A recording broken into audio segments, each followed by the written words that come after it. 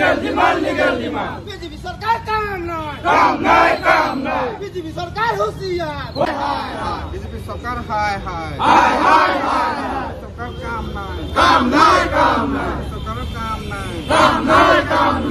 কিন্তু দুখৰ বিষয় যে আজিলৈকে আমাক জনজাতিকৰ মৰ্যাদা তেওঁলোকে দিব পৰা নাই আৰু আমি দীৰ্ঘদিন ধৰি আন্দোলন কাৰ্যসূচী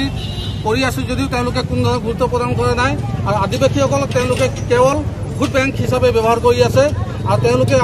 আমাৰ জনজাতিকৰণৰ বিষয়টো লৈ তেওঁলোকে কোনো ধৰণৰ চিন্তা চৰ্চা কৰা নাই গতিকে আমি এই মঞ্চৰ পৰা স্পষ্টভাৱে চৰকাৰ সকীয়াই দিব বিচাৰিছোঁ আগন্তুক যি বিধানসভা ইলেকশ্যন আছে 2026 চনত যদি তাৰ আগে যদি আমাৰ যি মূল দাবীসমূহ যদি তেওঁলোকে পূৰণ নকৰে তেতিয়াহ'লে আমি ইয়াতকৈ ভয়াৱহ আন্দোলন গঢ়ি তুলিম আৰু লগতে আমি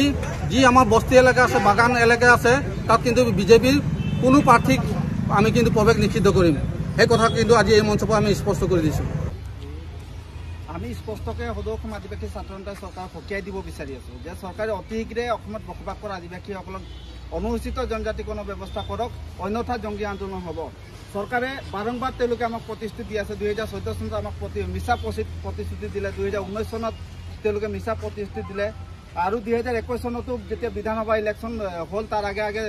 আমাৰ মাননীয় মুখ্যমন্ত্ৰী ডাঙৰীয়ে মিছা প্ৰতিশ্ৰুতি দিলে যে অসমত বসবাস কৰা আদিবাসীসকলক কিন্তু এতিয়ালৈকে তেওঁলোকে বাৰম্বাৰ প্ৰতিশ্ৰুতি দিয়াৰ পাছতো তেওঁলোকে জনজাতিকৰণৰ বিষয়টো তেওঁলোকে গুৰুত্ব নিদিয়া পৰিলক্ষিত হ'ল আৰু দুদিনমান আগত আমি এটা কথা স্পষ্ট হ'লো যে অসমৰ পৰা যিটো মানে ৰিপৰ্ট যাব লাগে যিটো ৰিপৰ্টৰ ভিত্তিত মানে কেন্দ্ৰীয় চৰকাৰে অসমত বসবাস কৰা আদিবাসীসকলক জনজাতিকৰণ কৰিব সেই ৰিপৰ্টটো কিন্তু অসম চৰকাৰে এতিয়াও পঠোৱা নাই গতিকে অসম চৰকাৰক আমি ধিক্কাৰ দিছোঁ অসম চৰকাৰে মানে আদিবাসীসকলক লৈ তেওঁলোকে অলপো চিন্তা কৰা নাই আৰু আদিবাসীসকলক তেওঁলোকে মানে জনজাতিকৰণ কৰা বিষয়টো অলপো গুৰুত্ব দিয়া নাই গতিকে চৰকাৰক আমি সকীয়াই দিব বিচাৰিছোঁ যে অতি সোনকালে তেওঁলোকে অসমত বসবাস কৰা আদিবাসীসকলক অনুসূচিত জনজাতিকৰণ ব্যৱস্থা কৰক অন্যথা জংগী আন্দোলন হ'ব লগতে 2026 চনত যি মানে বিধানসভা ইলেকশ্যন আছে ইয়াৰ প্ৰতিত্তত কিন্তু বিজেপিক দিয়া হ'ব জনজাতি ছাত্ৰ সন্থাই বাৰম্বাৰ চৰকাৰক আমি ডিমাণ্ড দি আহিছোঁ যিহেতু অসমত যিমানখিনি বাগান আছে গোটেই বাগানকেইটা লিজত চলি আছে আৰু বাগানৰ যিখিনি কিনাৰত মাটিবিলাক আছে এই মাটিবিলাক একচুৱেলি মানে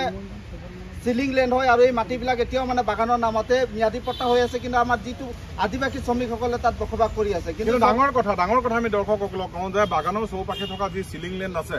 সেই সিলিং লেণ্ডত কিন্তু সন্দেহজনক নাগৰিকে মাটি দখল কৰি ইতিমধ্যে আদিবাসীসকলক তাৰ পৰা খেদি দিছে ভয় ভাবুকিৰে সেই বাতৰি ইতিমধ্যে আমি কৰিছোঁ নিশ্চয়কৈ যিহেতু আমাৰ এই যিটো দাবী আমাৰ 1996 চনৰ পৰা আদিবাসী ছাত্ৰ জন্ম লগ্নৰ পৰাই আমি আদিবাসীসকলৰ জনজাতিক মৰ্যাদাৰ বিষয় লৈ আমি আন্দোলন কৰি আহিছোঁ আৰু আজি পৰ্যন্ত এই আন্দোলন কৰি থাকিবলগীয়া হৈছে যিহেতু ভাৰতবৰ্ষৰ আমি বিভিন্ন ঠাইত আমি জনজাতিকৰ মৰ্যাদা আমাৰ আছে কিন্তু অসমত আমাক জনজাতিকৰ মৰ্যাদা আজিলৈকে চৰকাৰ প্ৰদান কৰা নাই এই বিষয়টো অতিকৈ দুৰ্ভাগ্যজনক বিষয় হয় যিহেতু অসমখন ভাৰতবৰ্ষৰ ভিতৰতে আছে গতিকে ভাৰতবৰ্ষৰ আজি ঝাৰখণ্ডৰ চাওক বা উৰিষ্যা ছত্তীশগড় সকলোতে আমাক জনজাতিকৰণ আছে কিন্তু অসমত আমাক জনজাতিকৰণ মৰ্যাদা প্ৰদান কৰা নাই যিহেতু বিজেপি চৰকাৰ নোহোৱাৰ আগতেই তেওঁলোকে এটা প্ৰতিশ্ৰুতি প্ৰদান কৰিছিলে যে যদি আমি চৰকাৰত আহোঁ তেতিয়া 6 মাহৰ ভিতৰতে আমি আদিবাসীসকলক জনজাতিকৰণ মৰ্যাদা প্ৰদান কৰিম বুলি কিন্তু আজিলৈকে তেওঁলোকে এই জনজাতিকৰণ মৰ্যাদা প্ৰদান কৰা নাই আৰু দ্বিতীয়টো কথা হ'ল আমাৰ যিটো আদিবাসী মহাসভা হৈছিলে তাত অসমৰ মাননীয় মুখ্যমন্ত্ৰী হিমন্ত বিশ্ব শৰ্মা ডাঙৰীয়া আহিছিলে আৰু তেখেতক আমি সুধিছিলোঁ যে আমাৰ জনজাতিকৰণ বিষয়টো কি হ'ল আৰু তেখেতে আমাৰ ৰাজহুৱা ভাষণতে তেখেতে স্পষ্টভাৱে কৈছিলে যে আদিবাসীসকলৰ জনজাতিক মৰ্যাদাৰ বিষয়টো 99% কাম সম্পূৰ্ণ হৈছে আৰু 1% কাম বাকী আছে বুলি তেখেতৰ মন্তব্য স্পষ্ট কৰি কৈছিলে কিন্তু দুৰ্ভাগ্যজনক কথা যে আজিলৈকে এই বিষয়টো তেওঁলোকে স্পষ্ট কৰি নিদিলে যে তেওঁলোকে জনজাতিকৰণ দিব নে নিদিব মানে বহু আয়ুক্ত কাৰ্যালয়ত আজি আমি স্মাৰকপত্ৰ প্ৰদান কৰি আছোঁ যে আমাৰ মূল ডিমাণ্ডসমূহ এইটো হয় যে সংশোধনী আইন 2019 অনুসৰি আদিবাসীসকলক জনজাতিকৰণ মৰ্যাদা প্ৰদান কৰিব লাগে সংবিধান 125 বিধেয়কত 2019 অনুসৰি আদিবাসীসকলক জনজাতিকৰণ মৰ্যাদা প্ৰদান কৰাৰ লগতে ভূমি সুৰক্ষা প্ৰদান কৰিব লাগে আৰু জংঘল আইন অনুসৰি 2006 চনৰ জংঘল আইন অনুসৰি জংঘলত বসবাস কৰা আদিবাসীসকলক বনৰ মাটি প্ৰদান কৰাৰ অধিকাৰ প্ৰদান কৰিব লাগে মাটিৰ পট্টা প্ৰদান কৰক মাটিৰ পট্টা প্ৰদান কৰক আশা জিন্দাবাদ